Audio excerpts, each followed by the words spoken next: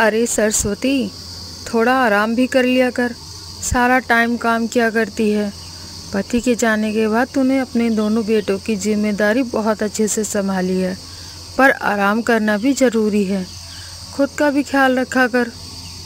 हाँ मालकिन, मेरे दोनों बेटे अच्छे से पढ़ लिख ले, बस मुझे और कुछ भी नहीं चाहिए मालकिन। सरस्वती अपने बेटों को पढ़ाने के लिए खूब मेहनत करती। अपने घर का खर्चा पूरा करने के लिए वह लोगों के घरों में काम करती। सरस्वती, तुम किसी अच्छे हलवाई को जानती हो? वो मैंने कथा रखी है। दीदी, बेटी, बहुएं, लगभग 100 से 150 लोग होंगे, उनका खाना बनवाना था। अरे तो कौन सी बड़ी बात है मालकिन, ये काम मैं भी कर लूँगी। क्या तुम बना लोगी 100-150 लोगों का खाना? हाँ मालकिन, आप जो हलवाई को पैसे दोगी उसके आधे ही मुझे दे देना। ठीक है, तो ये काम तू ही कर लेना। सरस्वती भरी गर्मी में 150 लोगों का खाना बनाती है। उस दिन उसे उसके काम के 18,000 रुपये मिलते हैं, जिससे वह बहुत खुश होती है। अब वह शादी पार्टी में खाना बनाती और ऐसे ही उसको 20 साल बीत गए। सरस्वती बूढ़ी हो गई और उसके बेटे पढ़ लिख कर नौकरी पर लग गए। माँ, अब हम कमाने लग गए हैं, अब ये काम छोड़ो। अब आपकी आराम करने की उम्र है माँ। हाँ माँ। अच्छा, मुझे आराम ही देना चाहते हो तो अब मेरी बहुओं को ला दो मेरे लिए। कुछ ही दिनों में दोनों भाइयों की 2 बहनों से शादी हो जाती है। शादी के 1 हफ्ते बाद राज और दीपक को ऑफिस जाना था। बहू, 8 बज गए हैं, तुम दोनों अभी तक उठी नहीं। दीपक और राज को ऑफिस भी जाना है। सरस्वती इतना कहकर किचन में जाती है और खाना बनाने लगती है। दोनों बहुएं उठती हैं। राज और दीपक के ऑफिस जाते ही दोनों फिर से सो जाती हैं। वो दोनों बड़ी ही आलसी थी। ऐसे ही एक दिन, रेखा यार, मुझे कल की बहुत टेंशन हो रही है। क्यों, क्या हुआ? यार, दीपक ने हमारी शादी की खुशी की पार्टी देने के लिए अपने दोस्तों को घर पर खाने के लिए बुलाया है। इतने लोगों के लिए कौन खाना बनाएगा? मुझे तो रसोई में घुसते ही चक्कर आने लगते हैं। हाँ यार, मेरा तो सोच सोच के बीपी बढ़ रहा है। ये सब सोचकर दोनों बहनें उदास हो जाती हैं, क्योंकि दोनों बहनें एक नंबर की आलसी थीं। उनसे 2 रोटी तो मुश्किल से ही बनती थी। क्या हुआ बहू, तुम दोनों इतनी उदास क्यों हो? दोनों बहुएं सारी बात सरस्वती को बताती हैं। बस इतनी सी बात है, इसमें उदास होने वाली क्या बात है? ये तो मेरे बाएं हाथ का खेल है। क्या माँ जी, आप खाना बना लोगी? हाँ बहू। माँ जी, ये पैसे वो देकर गए थे, क्या आप बाज़ार से सब्जियाँ लेकर आ जाएंगी? वो क्या है ना, हमें सब्जियाँ लेनी नहीं आती, कहीं हम बाज़ार से सड़ी गली सब्जियाँ न ले आएं। अच्छा ठीक है। बहू एक लंबी लिस्ट सरस्वती को पकड़ाती है और तेज़ धूप में सरस्वती मार्केट जाती है। अब आएगा मज़ा। माँ जी तो कम से कम 2-3 घंटे तक आएंगी, जब तक तो मैं आराम से फ़ोन चलाऊंगी। अगले दिन उनके घर पार्टी थी। दोनों बहुएं सजने और मेकअप में लग जाती हैं। इधर सरस्वती सबके लिए अकेले खाना बनाती है। कुछ देर बाद मेहमान आने लगते हैं। सरस्वती सबको खाना सर्व करती है। माँ जी, हम आपकी हेल्प कर देते, पर इतनी गर्मी में हम खाना बनाएंगे तो हमारा सारा मेकअप ख़राब हो जाएगा। कोई बात नहीं बहू, तुम मेहमानों से बातें करो, जब तक मैं तुम दोनों के लिए कुछ खाने के लिए ले आती हूँ। यार, तुम्हारी सास तो बहुत काम करती है। क्या काम करती है? वो तो हम दोनों ने उन्हें काम पर लगा के रखा है, वरना बेटों की कमाई ऐसे ही हजम कर जाए ये तो। ये सब बातें सरस्वती सुन लेती है। बिल्कुल सही कहा बहू तुमने। वैसे जितना खाना तुम लोगों ने मुझसे बनवाया है ना, उतने खाने के 10-15 हज़ार चार्ज लेती हूँ मैं। और साथ में जो तुम मुझसे नौकरानी की तरह काम करवा रही हो, उसके पैसे अलग बनते हैं। रोज़ तुम दोनों के आलस के कारण सारा काम मैं करती हूँ, जिस कारण मेरी तबीयत भी खराब हो रही है, पर मैंने उफ तक नहीं किया।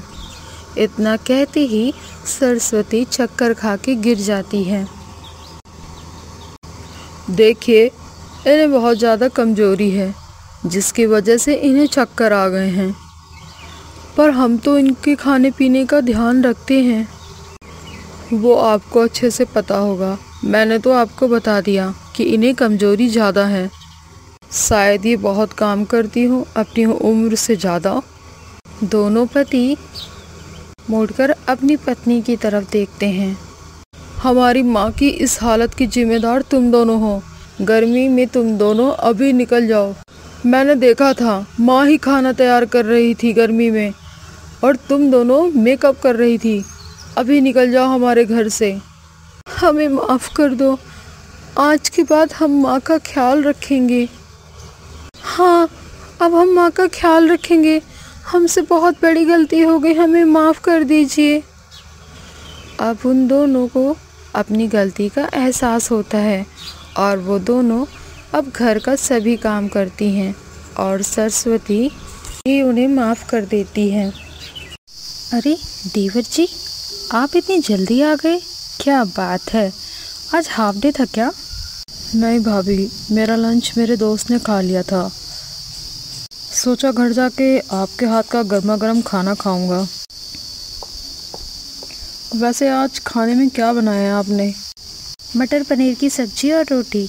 रोहन खाना खाता है और वाह भाभी, सब्जी इतनी टेस्टी है, मन कर रहा है कि सब्जी बनाने वाले हाथों को रोटी में लपेट कर खा जाऊं।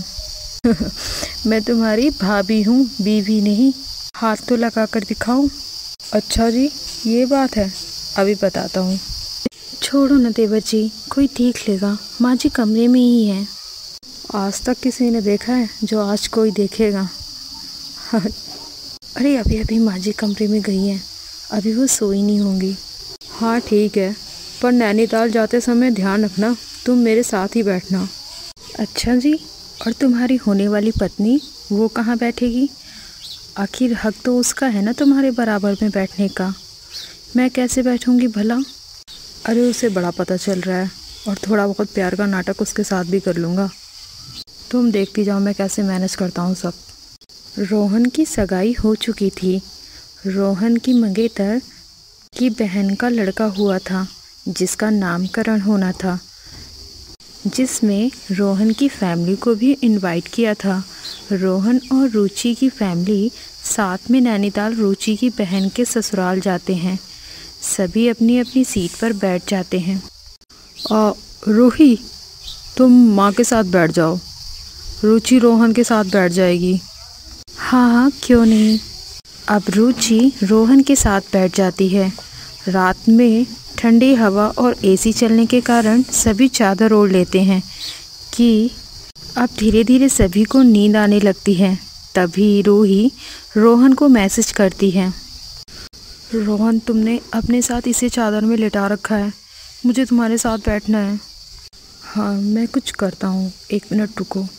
रुचि, तुम भाभी को यहाँ बुला लो, माँ को किसी के साथ बैठने में दिक्कत होती है। माँ थोड़ा आराम से बैठ जाएगी सीट पर।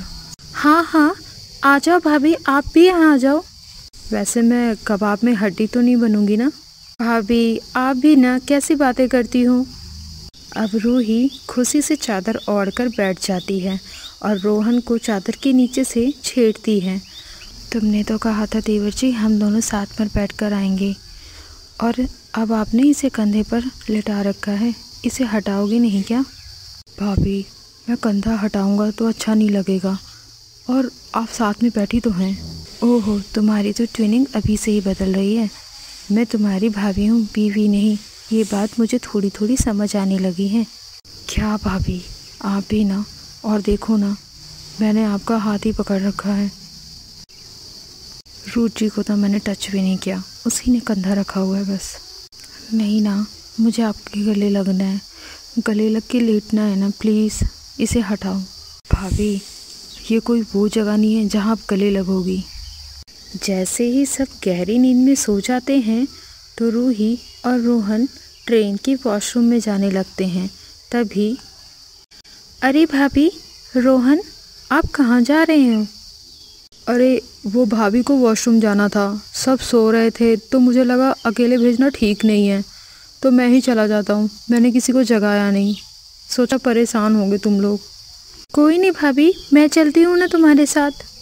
नहीं नहीं, तुम आराम करो, हम चले जाएंगे। रूही और रोहन वॉशरूम में पहुँचते हैं और इनकी बेशर्मी चालू हो जाती है। सुबह होती है और सब नैनीताल पहुँच जाते हैं। वहाँ रुचि की बहन का फंक्शन बहुत ही शानदार था। तभी रूही वहाँ घूमने लगती है।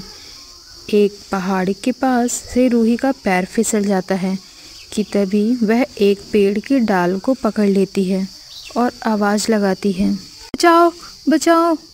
रूही को लगता है कि रोहन उसे बचाने आएगा, पर रोहन उसके नज़दीक तक नहीं जाता। फिर रूही को उसका पति बचाता है। घबराओ मत रूही, मैं हूँ ना, मैं तुम्हें कुछ नहीं होने दूंगा। पति की आंखों में प्यार देख रूही रोने लगती है और तभी रमेश रूही का हाथ पकड़ के ऊपर की ओर खींच लेता है और रूही रमेश के गले लग जाती है और रोने लगती है। मुझे माफ़ कर दो रमेश, मैं तुम्हारे प्यार को कभी समझ नहीं पाई। इसमें माफ़ी की क्या बात है रूही, तुम मेरी पत्नी हो और मैं तुमसे बहुत प्यार करता हूँ। मेरा फ़र्ज़ है तुम्हारा ख्याल रखना।